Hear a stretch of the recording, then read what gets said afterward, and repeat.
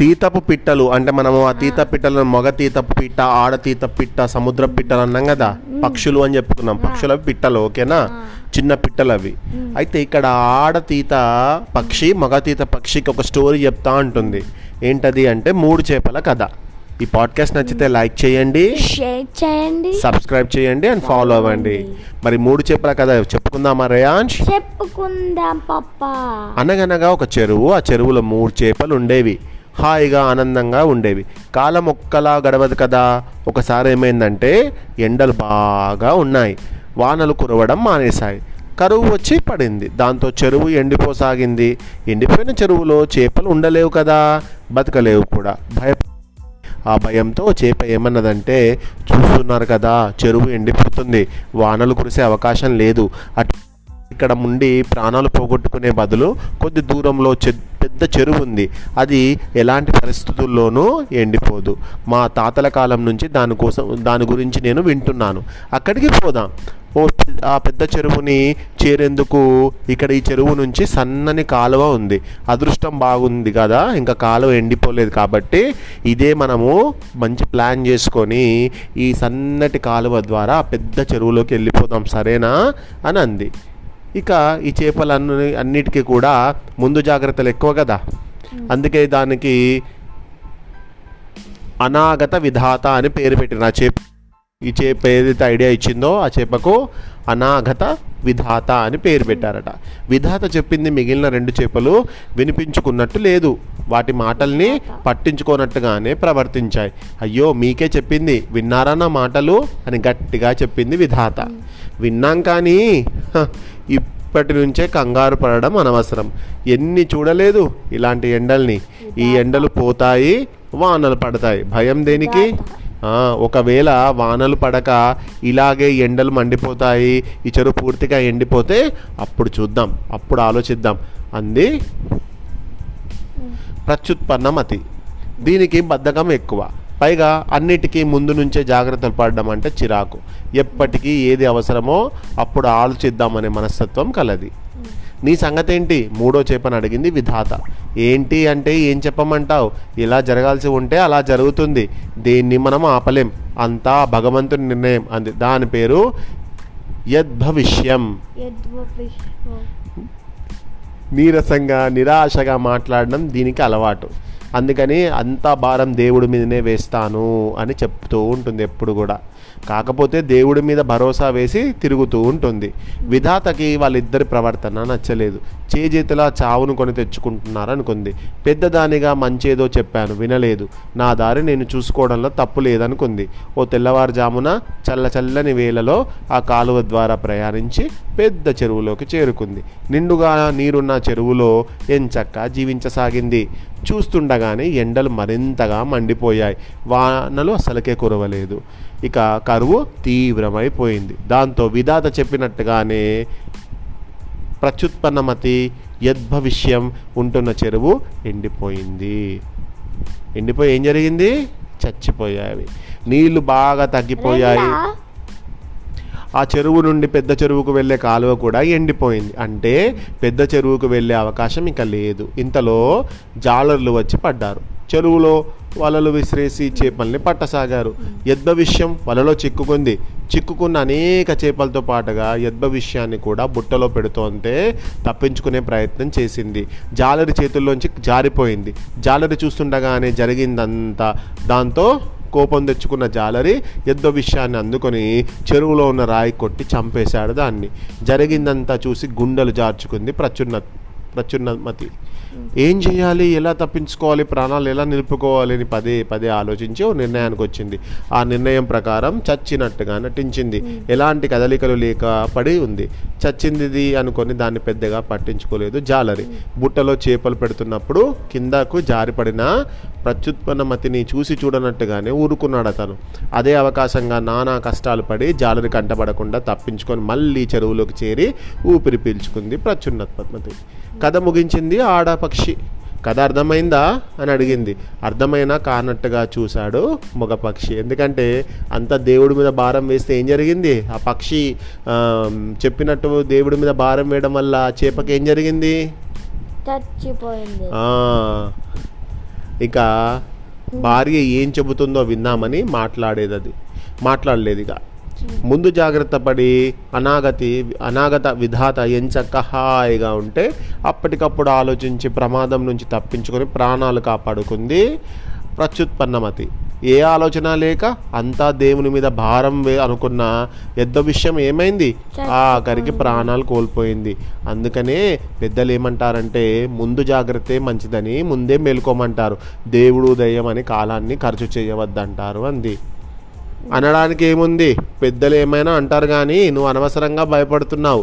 సముద్రం పొంగదు, పొంగినా ఇక ఇక్కడ మనకేం కాదు, నువ్వు అంతా ఒట్టిగా భయపడుతున్నావు. అయినా మన గుడ్లను తీసుకువెళ్ళే ధైర్యము సముద్రుడికి లేదు. నేను ఒక్క పిలుపు పిలిస్తే గరత్మంతుడు నా దగ్గరికి వస్తాడు, సముద్రాన్ని అణిచివేస్తాడు అన్నది మగపక్షి. అయ్యో అంటూ ఏదో ఆడతీతు అంటే ఆడపక్షి చెప్పబోతుంటే పట్టించుకోక అక్కడి నుంచి ఎగిరిపోయింది మగపక్షి. ఇలా కొన్నాళ్ళు గడిచాయి. ఆడపక్షి గుడ్లు పెట్టింది. అది భయపడ్డట్టుగానే ఒక పున్నమి వేళ సముద్రానికి ఆటుపోటులు ఎక్కువయ్యాయి. అలలు అంత ఎత్తున ఎగిసిపడ్డాయి. చెట్టంత మేరకు అలలు వచ్చి పడ్డాయి. కొమ్మల్లో ఉన్న పక్షి గుడ్లు కొట్టుకుపోయాయి. అనుకున్నట్టుగానే అంతా జరగడంతో ఆడపక్షి ఎంతో ఏడ్చింది, గట్టిగా అరిచింది. మగతితువుతో ఇలా మొత్తుకుంది, ముందుగానే నీకు నేను చెప్పాను, వినలేదు, చూడేం జరిగిందో, గుడ్లు కొట్టుకుపోయాయి, నా ప్రాణాలు పోయాయి, అయ్యో నా బిడ్డలన్నీ చనిపోయాయి, ఎలా అని బాగా బాధపడుతుంది. ఓదార్చాలని చూసింది మగపక్షి. ఆడపక్షిని దగ్గరగా తీసుకోపోయింది, రాలేదు. అది మగపక్షికి దూరంగా జరిగి మరింతగా ఏడవసాగింది. గరత్మంతుడు ఉన్నాడన్న ధైర్యంతో సముద్రాన్ని తక్కువ అంచనా వేసింది తను. వేసినందుకు ఎంత పని జరిగిపోయింది, గుడ్లన్నీ కొట్టుకుపోయాయి. సముద్రుడిని ఏమీ అనలేని పరిస్థితి. ఎలా, అయ్యో అని బాగా బాధపడింది మగపక్షి కూడా. పట్టించుకోకపోతే, తగిన శిక్ష వేయకపోతే సముద్రుడు ఎంత చెలరేగిపోతాడు. ఇవాళ గుడ్లను పట్టుకుపోయాడు, రేపు మిమ్మల్ని నన్ను పట్టుకుపోతాడు. ఈ అన్యాయాన్ని మనం ఎదిరించి తీరాలి. మన రాజు గరత్మంతుడి సంగతి ఈ సముద్రుడికి తెలియదు. అతని కోపం వస్తే ఈ సముద్రాన్నంతా ఒక్క గుక్కలో పీల్చేస్తాడు. అవును, పీల్చేస్తాడు. అందుకని మనం అందరం గరత్మంతుడి గురించి ప్రార్థిద్దాం. అతడు ఇక్కడికి రావాలి, ఈ సముద్రుడి పొగరు అణచాలి. అవును, అణచాలి. పక్షులన్నీ కూడా మిగతా పక్షుల దగ్గరికి వెళ్ళి ఇలా మొత్తుకోవడం వల్ల ఇక గరత్మంతుడి గురించి ప్రార్థించాయి. ఆహారం తినలేదు, నీరు తాగలేదు. కొమ్మల మీద ఏకంగా ఓ గరత్మంత అని పదే పదే పిలిచాయి. గరత్మంతుడు ప్రత్యక్షమయ్యాడు. ఏం కావాలి అని అడిగాడు. పక్షులన్నీ ఈ ఆడపక్షికి జరిగిన అన్యాయాన్ని చెప్పాయి. ఇక కష్టాన్నంతా చెప్పి కన్నీళ్ళు పెట్టుకున్నాయి. అప్పుడు ఈ సముద్రుడు చేసిన ఘోరం ఇంత అంతా కాదు అన్నాడు గరత్మంతుడు. మహారాజా, మీరు బుద్ధి చెప్పాల్సిందే, లేకపోతే ఈ సముద్రుడు మమ్మల్ని బతకనివ్వడు అన్నాయి మిగతా పక్షులు. ఇక గరత్మంతుడికి చాలా కోపం వచ్చింది. సముద్రుడా అని గట్టిగా అరిచాడు గరత్మంతుడు. పెద్ద పెద్ద రెక్కల్ని సముద్రం మీద చాచి ఆకాశాన్ని కనిపించకుండా చేశాడు సముద్రుడిని. నోరు తెరిచాడు. అతనికి వెంటనే కోపం వచ్చేసింది గరత్మంతుడికి. అయ్యో, గరత్మంతుడు ఎందుకు ఇలా ప్రవర్తిస్తున్నాడో సముద్రుడికి తెలుసు. అయితే ఇంతకు తెగిస్తాడు అనుకోలేదు. ఇప్పుడు ఇంకా ఆలస్యం చేస్తే ఇక సముద్రుడికి ఇబ్బంది కలుగుతుందని అనుకున్నాడు. అందుకని వెంటనే ఆ పక్షి గుడ్లను చేతిలో పట్టుకొని ప్రత్యక్షమయ్యాడు. ఇవిగో గుడ్లు తీసుకో అని ఇచ్చాడు. ఇవ్వాల్సింది నాకు కాదు, అక్కడ ఆ ఆడపక్షికి ఇవ్వు అన్నాడు గరత్మంతుడు. గుడ్లను ఆడపక్షికి అందించాడు సముద్రుడు. గుడ్లను అందుకున్న మగతితువు అంటే ఆడపక్షి తోటి వచ్చింది కదా హస్బెండ్, మగపక్షి కూడా వచ్చి ఇక గుడ్లను చూసి ఆనందిస్తున్నటువంటి ఇద్దరిని చూసి గరత్మంతుడు కూడా గట్టిగా నవ్వాడు. ఈసారికి నిన్ను వదిలేస్తున్నాను, మళ్ళీ ఇలాంటి పనులు చేసి మా జాతికి నష్టం కలిగించావో నువ్వు ఇక్కడ ఉండవు సముద్రాన్ని హెచ్చరించాడు గరత్మంతుడు. తప్పైపోయింది, క్షమించండి అని సముద్రుడు తలదించుకున్నాడు. విజయాన్ని వరించినట్టుగా పక్షులన్నీ పొంగిపోయాయి. గరత్మంతుని కీర్తిస్తూ ఒక్క పెట్టున కూసావాయి. రెక్కలతో వాటిని దీవిస్తూ గరత్మంతుడు అక్కడి నుంచి వెళ్ళిపోయాడు. కథలు ముగించాడు దమనకుడు. సమాధానం కోసం సంజీవకుడిని చూశాడు.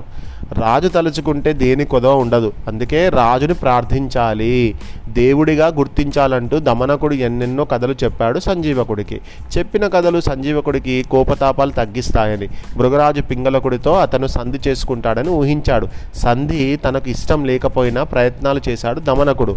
ఫలించలేదవి. పైగా సంజీవకుడు ఇలా అన్నాడు దమనకుడితో, చూడు దమనక, నువ్వు ఎన్ని కథలు చెప్పినా కూడా నేను రాజును విడిచిపెట్టను.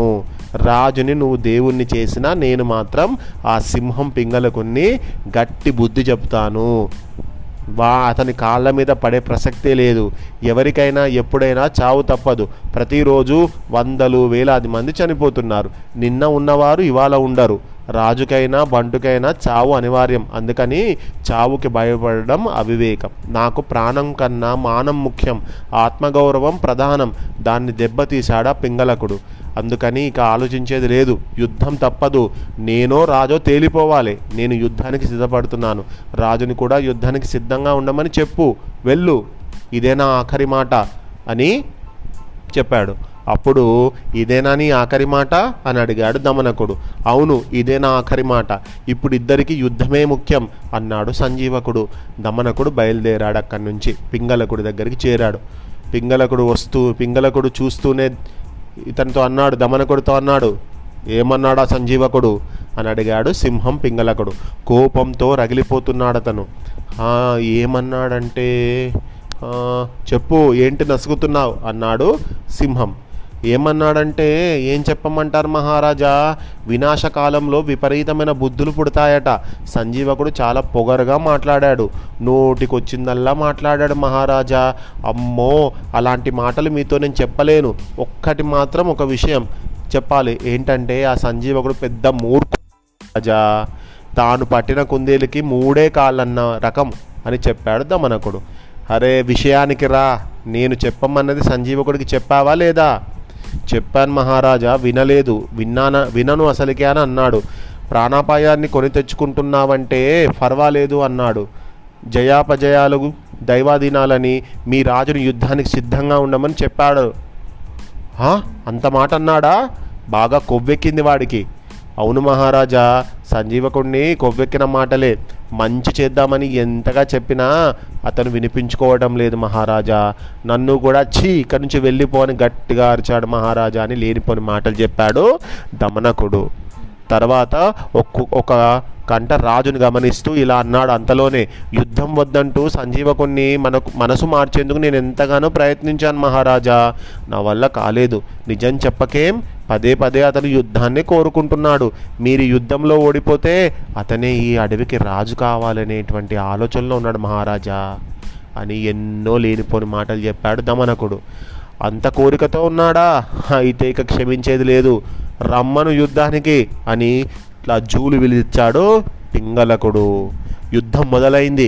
సంజీవకుడు పింగళకుడు ఒకరినొకరు తీవ్రంగా కొట్టుకుంటున్నారు. కొమ్ములతో సంజీవకుడు కుమ్మితే పింగళకుడికి ఊపిరాడలేదు. అలాగే పింగళకుడి మీద పంజా దెబ్బకి సంజీవకుడు మూర్ఛపోయాడు. గట్టిగా అరుస్తున్న సింహాన్ని ఆపడం, అడ్డుకోవడం ఎవ్వరి వల్ల కాదు. ఇక సంజీవకుడు ఎంతటివాడు?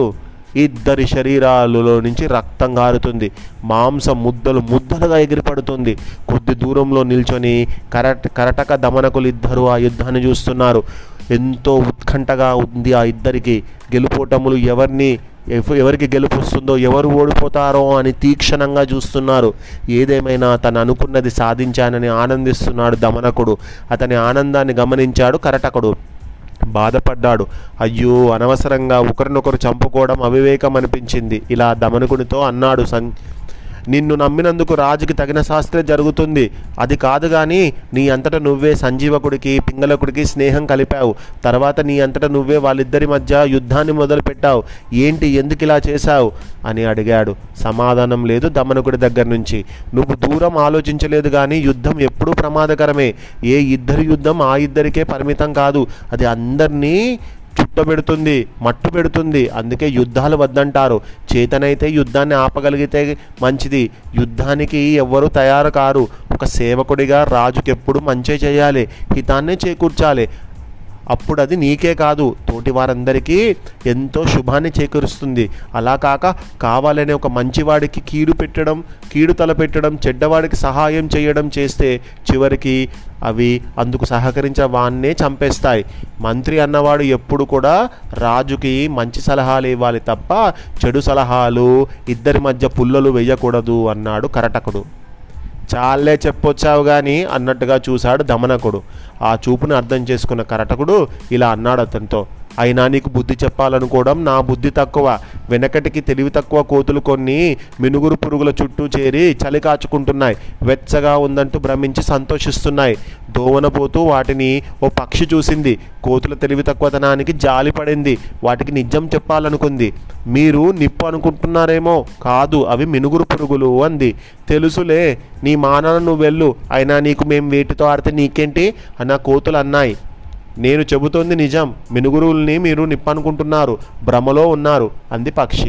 అయినా పట్టించుకోలేదు కోతులు. పదే పదే చెప్పి చూసింది పక్షి. దాంతో కోతులకు తిక్కరేగింది. దారిన పోయే పక్షి తమకు నీతులు చెబుతుందా అనుకున్నాయి. ఒక్కసారిగా దాడి చేసి పక్షినే చంపేశాయి. అవును మరి, చిన్న పెద్ద తేడా తెలుసుకోవద్దు అన్నాడు దమనకుడు. కోతుల్ని ఒక రకంగా సమర్థించాడు. నచ్చలేదు ఆ కరటకుడికి. లోకంలో మంచివాళ్ళు, మంచి మాటలు చెప్పేవాళ్ళు తక్కువగా ఉంటారు. ఆ మాటలు వినేవాళ్ళ ఇంకా తక్కువగా ఉంటారు. ఆ సంగతి అలా ఉంచితే తన మేలు కోసం ఇతరులకు కీడు తలపెట్టేవాడు బాగుపడడు. దీనికి నందిగుప్తుడు కదే ఉదాహరణ అన్నాడు కరటకుడు. ఏంటా కదా, చెప్పు అని అడిగాడు దమనకుడు. ఇక్కడ యుద్ధం జరుగుతూ ఉంటే ఎందుకు యుద్ధం పెట్టించావు మా ఇద్దరి మధ్యలో అని కరటకుడు దమనకుడితో అంటున్నాడు. అయినా కూడా నీకు అసలు నువ్వు అలా యుద్ధం పెట్టకుండా ఉండాల్సింది. పాపం ఒక మంచివాడు ఈ అనవసరంగా యుద్ధం చేస్తున్నాడు కదా అని అనుకున్నాడట. మరి ఆ కథ ఏంటో, నందిగుప్తుని కథ ఏంటో నెక్స్ట్ పాడ్కాస్ట్లో చెప్తా.